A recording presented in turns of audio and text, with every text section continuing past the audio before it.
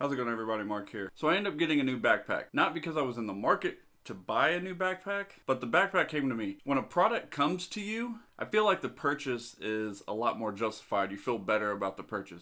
I didn't even know I was looking for a backpack until I went to my local camera store. Now, all this came about because of my recent trip to Death Valley. I just had my hiking backpack, was getting frustrated on packing it, trying to figure out how to stuff things here and stuff things there, because I took Spirit Airlines, and if you've ever flown Spirit or Frontier, you get a super cheap plane ticket.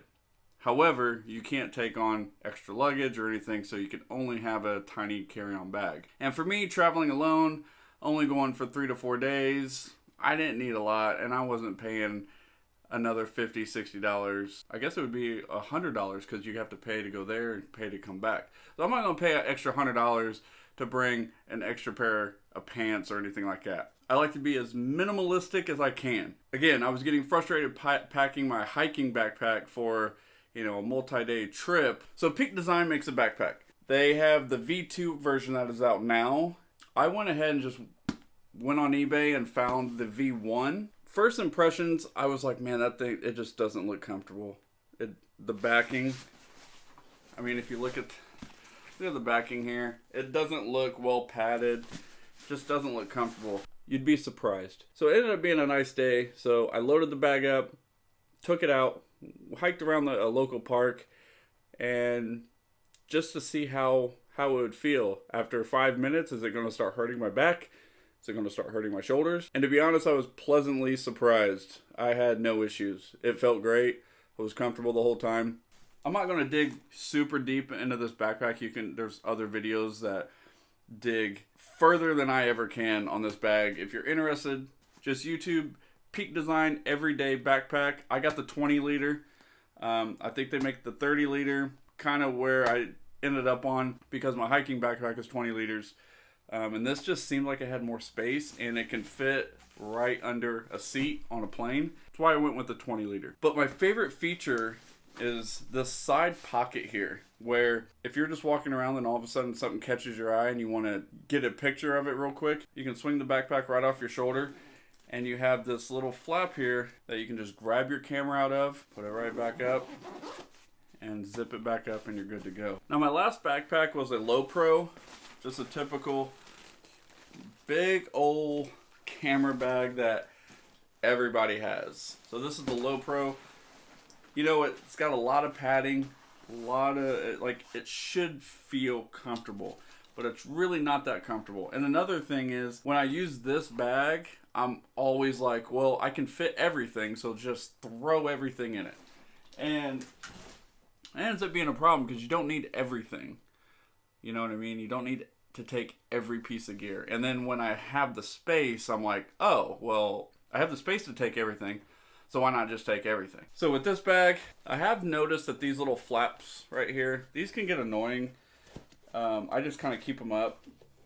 But the main reason I got this bag is because I can store all my camera equipment down in this section here, down in there, and then have like a cube system to put in the top up here. I can have clothes and all that extra stuff right there, and have some deep pockets on the side here for my tripod. Yeah, first impression, I wasn't too excited, but when I actually started using the bag, I like it. I like it a lot. I want to keep it. If you're actually looking to buy the V2, I would say go ahead and grab it. Like I said, there's not a huge difference on the V1 and V2. Little magnets here, just some minute features. But yeah, if you're in the market for a bag, definitely check out the Peak Design Everyday bags. These are awesome. So if you decide to buy it brand new, go to your local camera shop. If you can't afford a brand new one, scour eBay. That's where I found mine. Again, I got the V1 for like $70 with shipping, so not a bad price. What really drew me in at the camera shop was grab this right here. This is a magnetic pull here, and it just locks. So this little clip here locks on each one of these, and pull it, it locks, just like that, and it's magnetic, so it's great. whether I'm looking for a bag or anything, I like options. I like being able to say, oh, I can carry it this way, or oh, I can strap it this way, oh, I can take this out. I want to be able to move things around and tailor it to my needs, or tailor it to the need I need in that moment. The need that I need. That makes sense? So I like to tailor things to the situation. So for example, if I'm shooting a wedding one day, which I don't shoot weddings anymore, I hope I never have to do that again actually. If I shoot a wedding, tailor this to how I want it to be. That's what I look for in a product. So again, that's just me, that's my opinion. Oh, and I almost forgot, the top here, you have a little pouch, and